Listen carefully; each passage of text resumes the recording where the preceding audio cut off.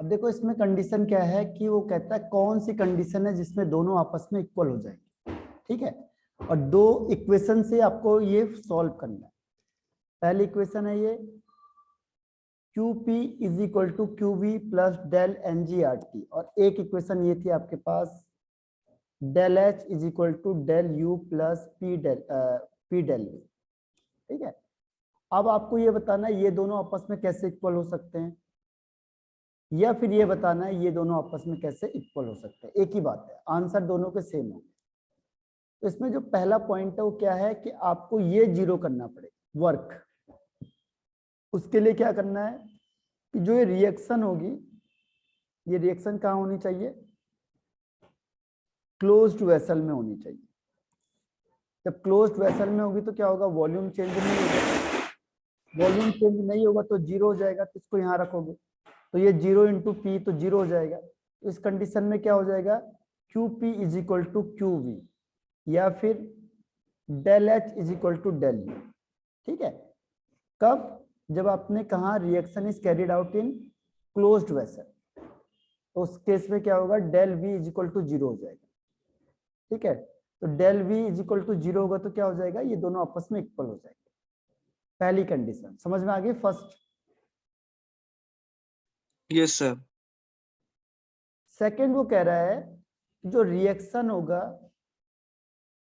इसमें हम क्या करते हैं, जो रिएक्टेंट और प्रोडक्ट होगा, रिएक्टेंट एंड प्रोडक्ट जो आप यूज करोगे रिएक्टेंट और प्रोडक्ट को, अगर वो सॉलिड या लिक्विड में है, सॉलिड स्टेट में है या लिक्विड स्टेट में है, तो क्या होगा कि सॉलिड या लिक्विड में वॉल्यूम का कोई फर्क नहीं पड़ता है। अभी मैंने आपको स्टार्टिंग में बता ही दिया था कि जो सॉलिड होगा या लिक्विड स्टेट में होगा तो वहां पे क्या होता है कि वॉल्यूम चेंज नहीं होगा, तो उस केस में भी डेल वी जीरो हो जाएगा। किसके केस में, सॉलिड और लिक्विड के केस में। तो यहाँ पे डेल वी जीरो हो जाएगा, तो यहाँ पे भी इस केस में भी QP is equal to QV हो जाएगा या फिर del H is equal to del U हो जाएगा, अगर आपने रिएक्टेंट क्या लिया है, सॉलिड या लिक्विड लिया है तो, ठीक है। ये सेकंड कंडीशन है। और थर्ड कंडीशन है कि अगर आपने क्या क्या गैसियस ले लिया, अगर आपने गैसियस रिएक्टेंट ले लिया या गैसियस प्रोडक्ट ले लिया, उस केस में क्या होना चाहिए कि जो number of moles of gaseous reactant होगा, गैसियस रिएक्टेंट वो इक्वल हो जाएगा किसके, number of moles of gaseous product की, ठीक है। Number of moles of gaseous product के इक्वल हो जाएगा। तो यहाँ पे क्या होगा, जब ये दोनों आपस में इक्वल होंगे तो चेंज कुछ होगा नहीं, और चेंज नहीं होगा तो क्या होगा, यहाँ पे डेल NG जीरो हो जाएगा। तो जब ये दोनों इक्वल हो जाएंगे तो क्या होगा, del NG is equal to zero, और जब ये जीरो होगा तो ये पूरा भी जीरो हो जाएगा, तो भी ये आपस में इक्वल हो जाएंगे, ठीक है। तो ये तीन केस है इसमें। पहला, reaction carried out in closed vessel, del भी जीरो होगा तो यहाँ पे दोनों आपस में इक्वल हो जाएंगे। सेकेंड है जो रिएक्शन होगा उसमें रिएक्टेंट और प्रोडक्ट आर इन सॉलिड और इन लिक्विड स्टेट, तो क्या होगा, it does not effect on, क्या है, प्रेशर से क्या होगा, कोई इफेक्ट नहीं पड़ेगा सॉलिड या लिक्विड पे, तो वॉल्यूम चेंज नहीं होगा, तो डेल भी जीरो हो जाएगा। तो उस केस में भी QP is equal to QV या del H is equal to del U। और तीसरा है कि जो गैसियस रिएक्टेंट और गैसियस प्रोडक्ट अगर आता है तो उस केस में जो number of moles of reactant है और number of moles of product है, अगर वो भी आपस में इक्वल हो गए तो वहां पे भी क्या होगा, डेल NG जीरो हो जाएगा, ठीक है। समझ में आ गया ये तीनों कॉन्सेप्ट। Yes sir. तो ये देखो, ये आपको ये दिखा देता हूँ मैं अब यहाँ पे जो इसने लिखा हुआ है। पहला, फर्स्ट देखो आपको ये लिखना है कि when reaction is carried out in a closed vessel, तो वॉल्यूम रिमेन कांस्टेंट यानी del V is equal to zero, तो ये दोनों आपस में इक्वल हो जाएंगे, पहली कंडीशन। दूसरी कंडीशन है कि अगर रिएक्शन इन्वॉल्व करेगा सॉलिड और लिक्विड या सॉल्यूशन में केवल नो गैसियस रिएक्टेंट और प्रोडक्ट होगा तो भी वॉल्यूम चेंज नहीं होगा लिक्विड और उसका, तो इस केस में भी ये दोनों इक्वल हो जाएंगे। और थर्ड है आपके पास, थर्ड है कि अगर रिएक्शन में गैसियस रिएक्टेंट और प्रोडक्ट होता है तो जो नंबर ऑफ मोल्स होंगे अगर दोनों के इक्वल हो गए रिएक्टेंट ऑफ प्रोडक्ट के, तो भी क्या होगा, आपस में इक्वल हो जाएगा, तो डेल एन जी 0 हो जाएगा। और यहाँ पे भी जो क्यू पी होगा is equal to Q V हो जाएगा। तो ये क्या है, there is a 3 conditions mainly. तो ये तीनों के तीनों कंडीशन मैंने आपसे अभी डिस्कस कर दी है। ठीक है, अब आते हैं नेक्स्ट पॉइंट पे।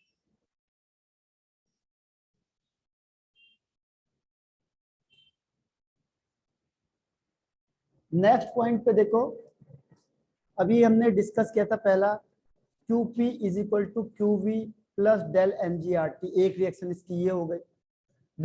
सेकंड है यहाँ पे del H is equal to del U plus del N G R T, ये सेकंड इक्वेशन हो गई। और ये डेल एन जी मतलब होता है change in the number of moles, ठीक है, ऑफ गैस। तो यहाँ पे हो जाएगा number of moles of product minus number of moles of reactant, और दोनों किस में होने चाहिए, गैस स्टेट में होने चाहिए। तो ये पहली स्टेट जो हमने पढ़ी है, इसमें ये आपको याद करना है। सेकंड वो कहता है कि क्यूपी और क्यूवी हो गया या डेल एच और डेल यू हो गया, वो कैलोरीज में ले लेते हैं। अगर ये कैलोरी में दिया हुआ है तो R इज इक्वल टू आपको मानना है 2 कैलोरी। R इज कांस्टेंट, इसको 2 कैलोरी एज्यूम करना है आपको। थर्ड है यहाँ पे, अगर ये किलो कैलोरी में दे दिया तो आपको लिखना R is equal to 0.002 kilo calorie per degree per mole. और वैसे R की वैल्यू जो आपने पहले पढ़ी है वो है इन जूल में, R is equal to 8.314 joule per kelvin per mole. और अगर किलो कैलोरी में आ जाएगा, किलो जूल में आ जाएगा, तो हो जाएगा R is equal to 0.0038314 kilo joule per kelvin per mole. ठीक है, तो ये 4 है, एक बेसिक चीजें जो आपको ध्यान दे। एक ये फॉर्मूला हमने डिस्कस कर लिया था। सेकेंड, यहाँ पे R की वैल्यू अगर कैलोरी में होगी तो 2 होगी, और किलो कैलोरी में होगी तो 0.02, अगर जूल में होगी तो 8.314, और किलो जूल में होगा तो 0.0038314। ठीक है, तो ये आपको याद रखना है। यहाँ तक समझ में आ गया? Yes sir. सर एक क्वेश्चन है। हाँ सर, जो ये क्यू वाला इक्वेशन और ये डेल एच वाला इक्वेशन है, हाँ, इन दोनों को किस क्वेश्चन में अप्लाई कर सकते हैं हम? जब यह चीज गिवन होगी, जैसे आपको हीट दे दिया, heat at constant pressure is equal to something दे दिया, हीट एट कांस्टेंट वॉल्यूम कुछ दे दिया, और एक रिएक्शन दे दी, तो आप डेल एन जी निकाल सकते हो। तो वहां पे आपको इनमें से कोई एक मिसिंग होगा, बाकी सारे गिवन होंगे। आर की वैल्यू फिक्स होती है, डेल एन जी आपको रिएक्शन से पता चल जाएगा, टेम्परेचर गिवन होगा, इन दोनों में से एक वैल्यू गिवन होगी, दूसरी आपसे पूछी होगी। या फिर del H is equal to del U plus del N G R T, ठीक है, या फिर QP is equal to QV plus P del V। Question में आपको सारी चीज गिवन होगी एक चीज को छोड़ के, तो आपको ये चेक करना है कि कौन सी चीज गिवन है कौन सी नहीं है, उसी के बेस पे आप डिसाइड करोगे। क्योंकि एक फॉर्मूले तो बहुत सारे होंगे ना आपके पास, लेकिन आपको ये चेक करना है कि कौन सा फॉर्मूला किस क्वेश्चन में अप्लाई होगा। ठीक है, यस सर। अब नेक्स्ट हेडिंग आता है इसमें, एक्सोथर्मिक एंड एंडोथर्मिक रिएक्शन। तो एक्सोथर्मिक किसे बोलते हैं, what is exothermic reaction? Exo means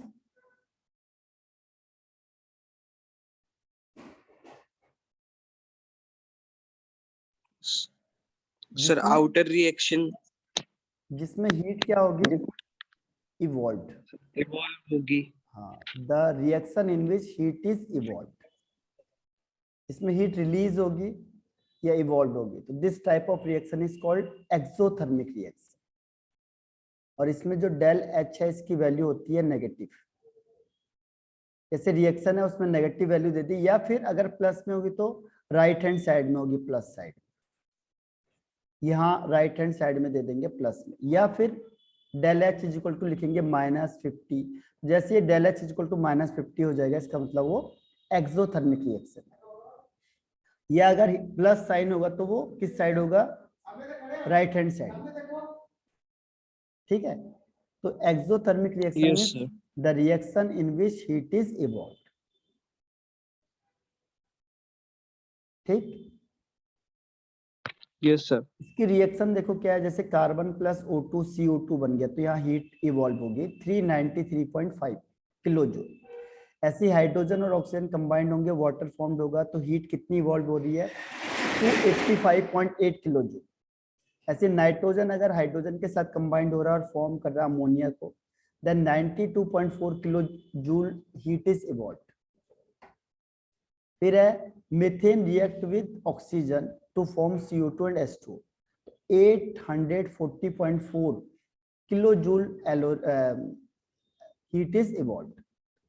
और ये आपका butane react with oxygen to form CO2 and H2, तो 2658 kilo joule heat is evolve. तो यहाँ पे प्लस में लिखा हुआ है ना, हीट निकल रही है बाहर, या फिर अगर डेल एच के टर्म्स में लिखा हुआ तो ये लिखा होगा -2658 किलो जूल। ठीक है, तो ये दो चीजें हैं जो आपको याद रखनी है। अब इसके बाद इसका ठीक अपोजिट हो जाएगा एंडोथर्मिक रिएक्शन। एंडो में क्या होगा, Sir, heat absorb होगी. हीट एब्जॉर्ब हो जाएगी, इसका अपोजिट है एंडोथर्मिक रिएक्शन। एंडोथर्मिक मींस होता है हीट इज एब्जॉर्ब, यानी हीट इज एब्जॉर्ब। अगर हीट एब्जॉर्ब होगी तो एंडोथर्मिक, हीट इवॉल्व होगी तो एक्सोथर्मिक।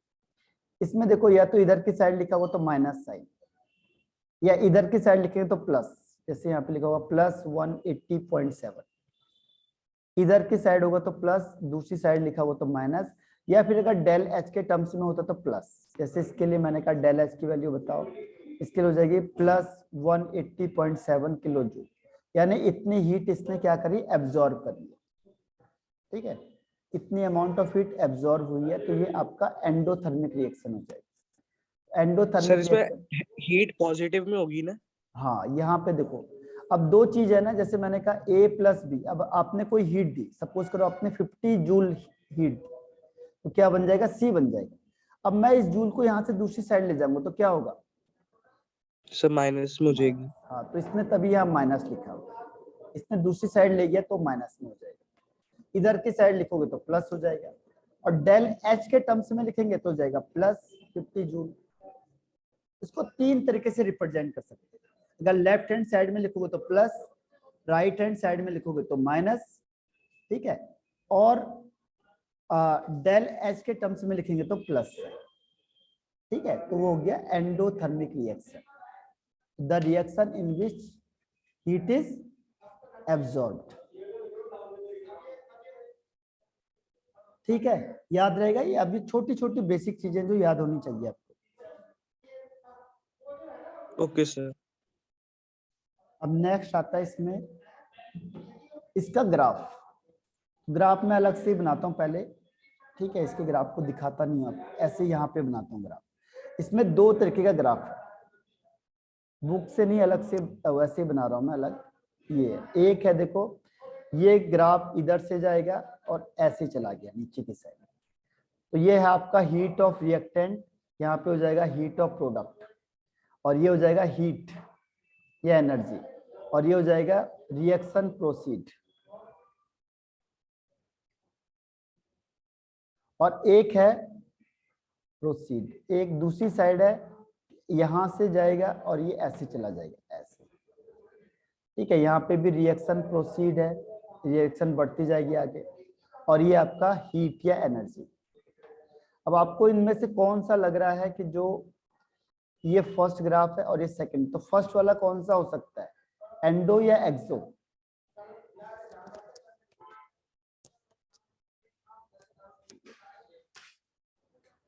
Sir, exo. फर्स्ट वाला कैसे पता चला आपको एक्सो है? Sir, क्योंकि इसका स्लोप जो जा रहा है वो नीचे की तरफ जा रहा है, एब्जॉर्ब हो रही है हीट, आई थिंक. पहले देखो ये था हीट के लिए, यहाँ सपोज ये 50 जूल है और ये Okay, sir. प्रोडक्ट है, ये प्रोडक्ट है 10 जूल। अब बताओ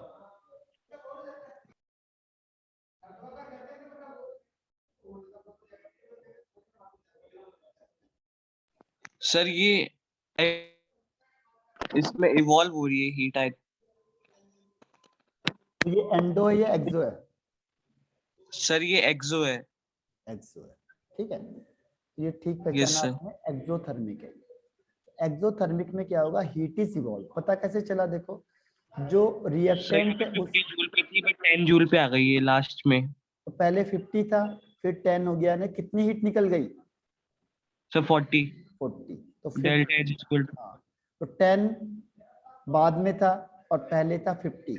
तो जो है heat of product minus heat of reactant, इन दोनों को माइनस करेंगे तो -40 जूल। यानी कि जब हीट नेगेटिव आएगी यानी हीट इवॉल्व हो गई। तो ये जो डिफरेंस आएगा आपके पास, ठीक है, ये जो डिफरेंस आपका यहाँ से और यहाँ तक के बीच का, ये आपका डेल एच, चेंज कितना हुआ। तो इसने कहा कि इतनी हीट निकल गई -40, तो इसीलिए ये एक्सोथर्मिक है। एक्सोथर्मिक में हीट ऑफ रिएक्टेंट ज्यादा होगा हीट ऑफ प्रोडक्ट्स।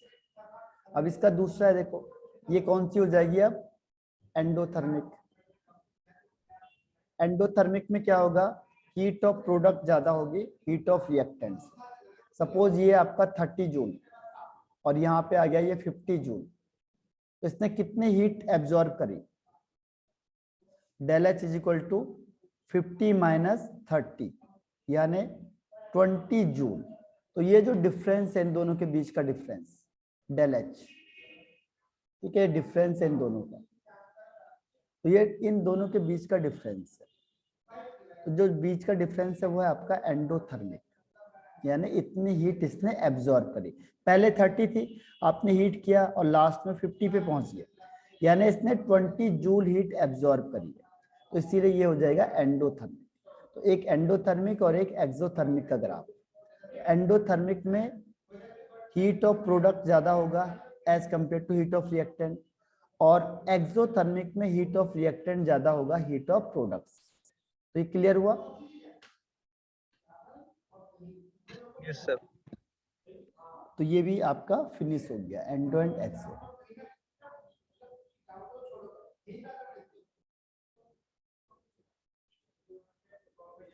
अब आता है थर्मोकेमिकल इक्वेशन।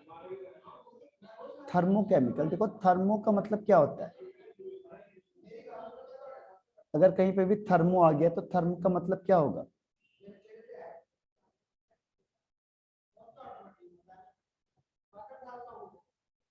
बता सकते हो what is the meaning of therm? Thermo sir heat. Heat, कहीं पे भी ये वर्ड आ गया तो इसका मतलब हीट होता है, ठीक है। तो कहता है कि जो when a balance chemical equation not only indicate the quantity of the different reactants, reactant के बारे में नहीं बताता केवल, बल्कि ये भी बताता है कि कितनी अमाउंट ऑफ हीट इवॉल्व हो रही है या कितनी अमाउंट ऑफ हीट एब्जॉर्ब हो रही है। जैसे आपने रिएक्शन कर दिया तो ये रिएक्शन से आपको ये भी पता चल जाएगा कि कितनी अमाउंट ऑफ हीट यहाँ पे क्या है, इवॉल्व हो रही है या एब्जॉर्ब हो रही है, ठीक है। ये एब्जॉर्ब होगी, देखो डेल एच माइनस का हो गया, sorry minus, del H minus का मतलब ये एक्सोथर्मिक रिएक्शन है। और यहाँ पे डेल ये क्या है, ये प्लस में दे दिया है, यानी इतनी हीट यहाँ से निकल रही है, ठीक है। तो ये एक्सोथर्मिक का रिएक्शन है।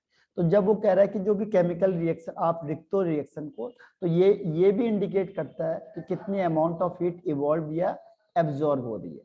तो इसी इक्वेशन को हम क्या कह देते हैं, थर्मोकेमिकल इक्वेशन, जिससे हमें पता चलेगा कि कितनी अमाउंट ऑफ हीट कितनी क्या हो रही है, एब्जॉर्ब या इवॉल्व हो रही है, कितनी अमाउंट ऑफ एनर्जी एब्जॉर्ब हो रही है या कितनी अमाउंट ऑफ एनर्जी इवॉल्व हो रही है, ठीक है, इवॉल्व हो रही है। इसी इक्वेशन को हम कह देते हैं थर्मोकेमिकल इक्वेशन। थर्मो का मतलब होता है हीट और केमिकल का मतलब होता है केमिकल, इक्वेशन का मतलब रिएक्शन या इक्वेशन, ठीक है। तो जो केमिकल इक्वेशन है उसमें कितनी अमाउंट ऑफ हीट इवॉल्व या एब्जॉर्ब हो रही है, उसी रिएक्शन को हम कहते हैं थर्मोकेमिकल इक्वेशन। समझ में आ गया थर्मोकेमिकल इक्वेशन? Yes sir. अब यहां से देखो आपको आगे सब में यही चीज है, लेकिन कुछ ध्यान रखना पड़ेगा आपको, बस कुछ बेसिक टर्म्स है इसको याद करना पड़ेगा।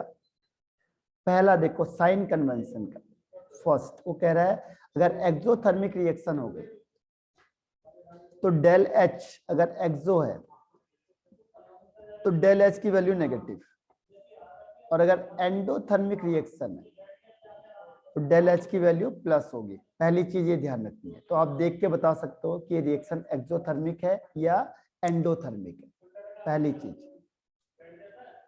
ठीक है। Yes sir.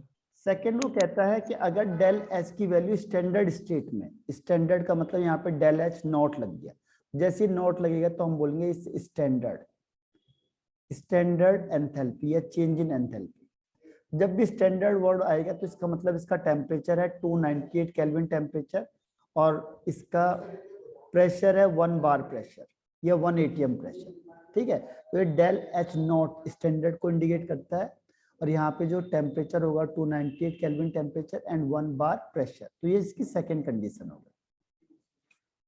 ठीक है। स्टैंडर्ड स्टेट में बात कर रहे हैं हम, अगर स्टैंडर्ड स्टेट है तो उस कंडीशन में इसको फॉलो करेगा। ठीक। Yes sir. अब इसके बाद नेक्स्ट आता है इसमें थर्ड पॉइंट।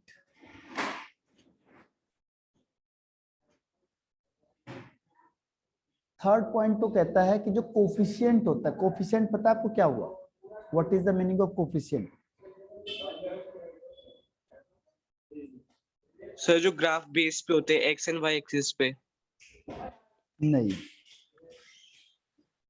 इसमें क्या होगा कि कोफिशिएंट का मतलब जैसे मैंने लिखा ये 2a + 3b gives 2c + 4d, इसके आगे जो ये वर्ड लिखा है इसको हम कोफिशिएंट बोल देते हैं। ठीक है। Okay sir. तो ये आपका जैसे मैंने कहा 2 है तो ये हो जाएगा आपका कोफिशिएंट। इसके लिए ये वाला कोफिशिएंट, यहाँ पे ये 2 कोफिशिएंट, ये 4 कोफिशिएंट। ठीक है। कोफिशिएंट आगे समझ में। तो कह रहा है कि जो कोफिशिएंट होता है इससे हमें किस चीज का पता चलता है? इससे यहाँ पे मेन जो पता चलता है हमें, कह रहा है नंबर ऑफ मोल्स का पता चलता है, कितने मोल्स यहाँ पे रिएक्ट कर। जैसे मैंने कहा ए के 2 मोल्स, ए के कितने मोल्स होंगे? 2 मोल्स। बी के कितने मोल्स हो गए? 3 मोल्स।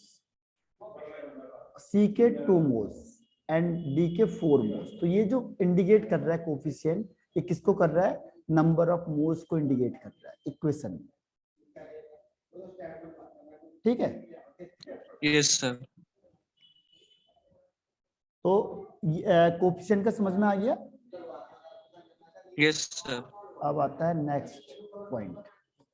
अब ये जो सेकंड पॉइंट, फोर्थ पॉइंट कह रहा है वो कह रहा है कि जो फिजिकल स्टेट होती है जैसे सॉलिड, लिक्विड या gas of different substance must mentioned as the heat evolve और absorb depend upon the physical state. ठीक है, ये आगे पढ़ेंगे। अभी जैसे हम लोग क्या कहते हैं, फिजिकल स्टेट का मतलब अगर कोई चीज सॉलिड में, ठीक है, अब आप उसको लिक्विड में चेंज करोगे तो आपको क्या करना पड़ेगा? हीट एब्जॉर्ब होगी या हीट इवॉल्व होगी? बताओ, प्लस होगी या माइनस की होगी? अगर कोई सॉलिड है उसे लिक्विड में चेंज करना है तो सर प्लस होगी। प्लस होगी।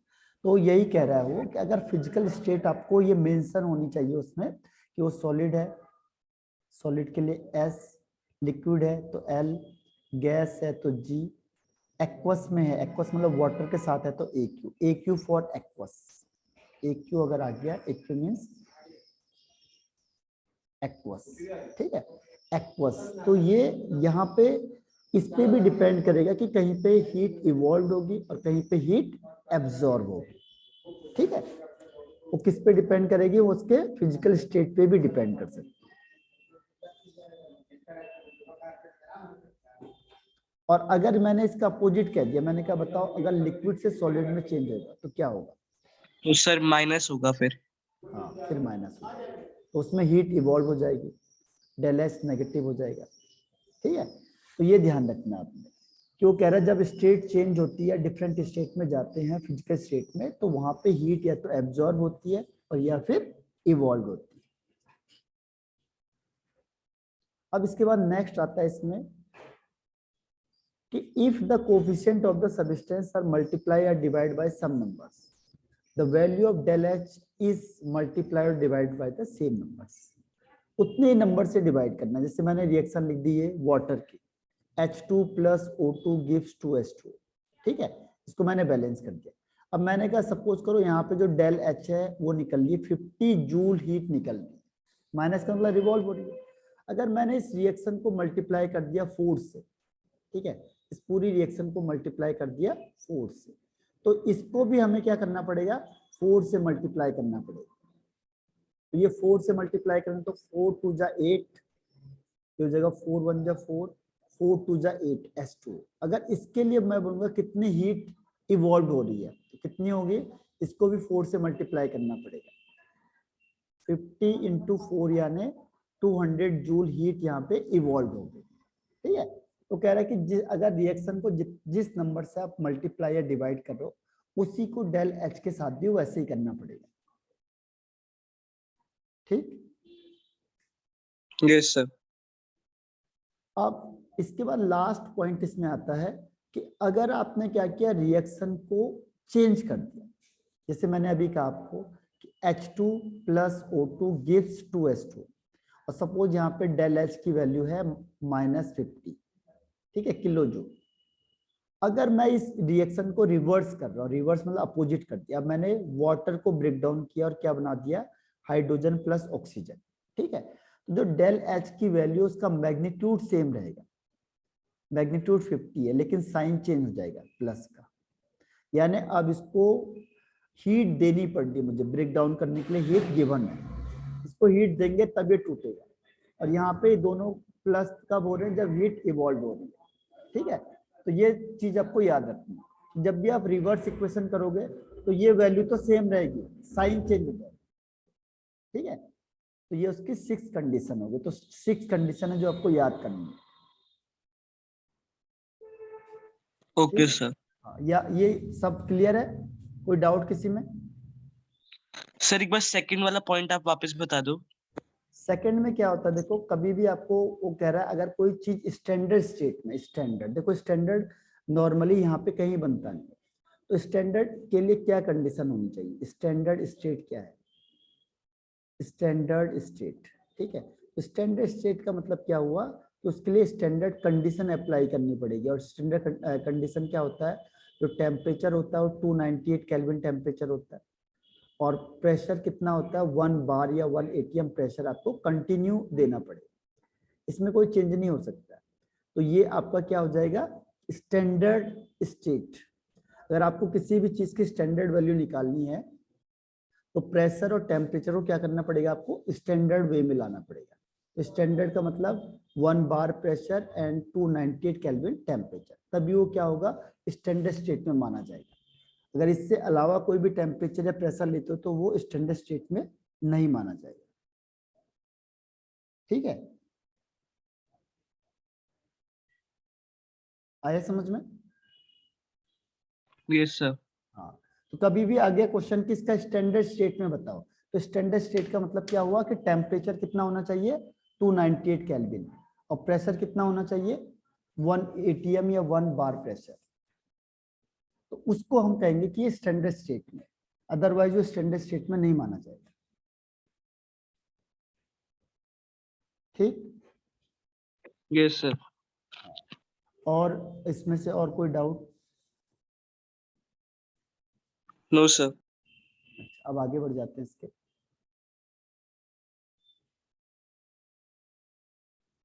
अब देखो ये बहुत सारी रिएक्शन आएगी जिसमें हीट ऑफ रिएक्शन या एंथैल्पी ऑफ रिएक्शन या enthalpy reaction, change in of reaction, तो ये ऐसे कई वर्ड आएंगे यहाँ पे एंथैल्पी के।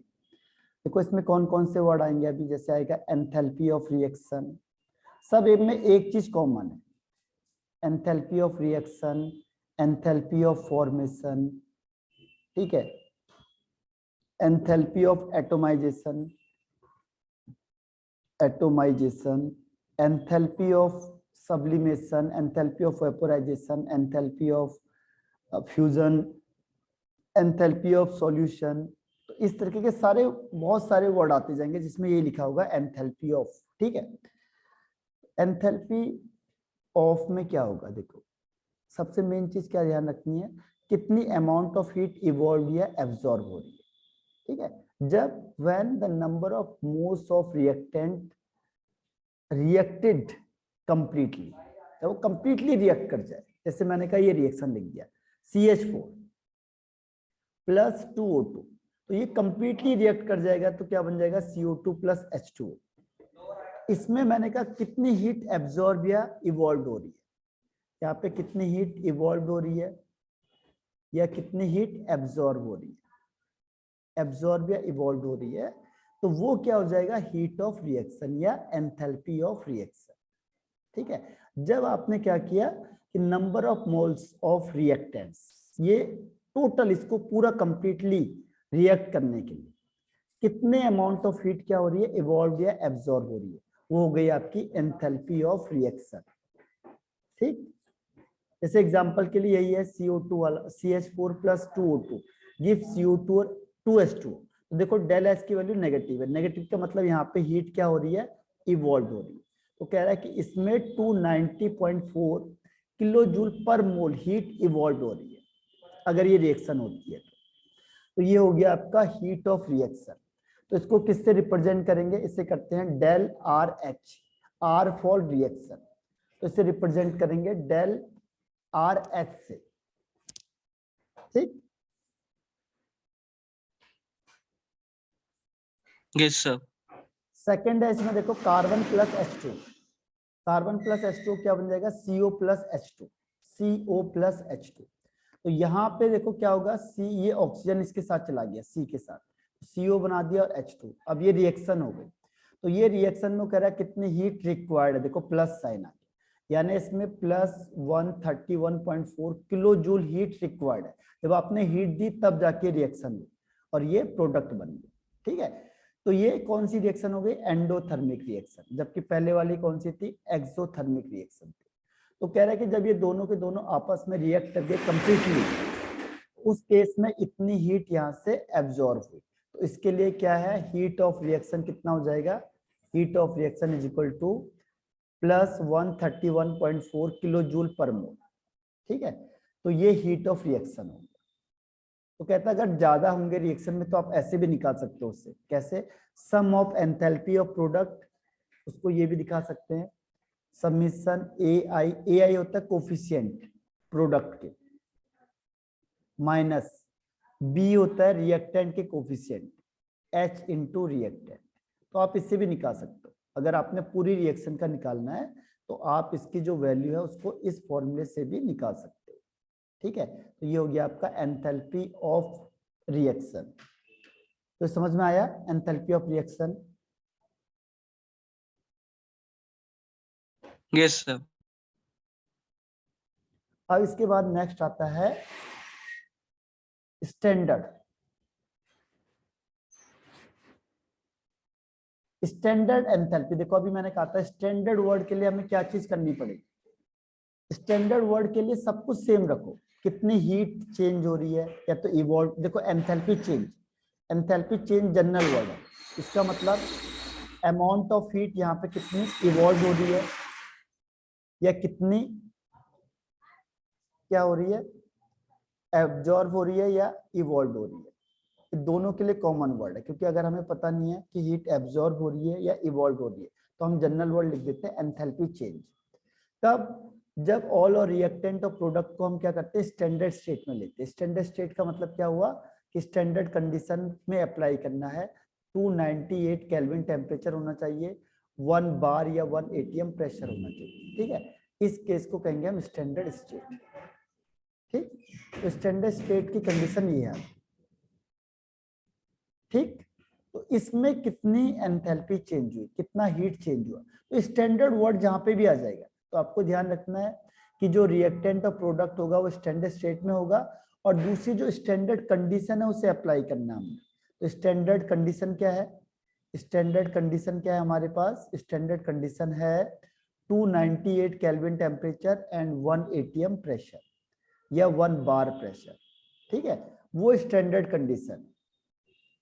तभी तो आपने देखा होगा जो वेट आप देखते हो स्टैंडर्ड होते हैं। स्टैंडर्ड का मतलब क्या हुआ कि वो एकदम से आपको खुद यहाँ बनते नहीं है, वो बने बनाए आते हैं, क्योंकि स्टैंडर्ड कंडीशन को अप्लाई करना क्या पॉसिबल नहीं होता, इसीलिए वो खुद बन के आते हैं बाहर से। ठीक, तो ये समझ में आया आपको यहाँ तक?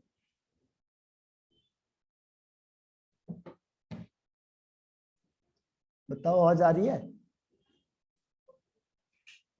Yes sir. हाँ, अभी टाइम खत्म हो रहा है, फिर से रिज्वाइन कर लो एक बार। Okay sir.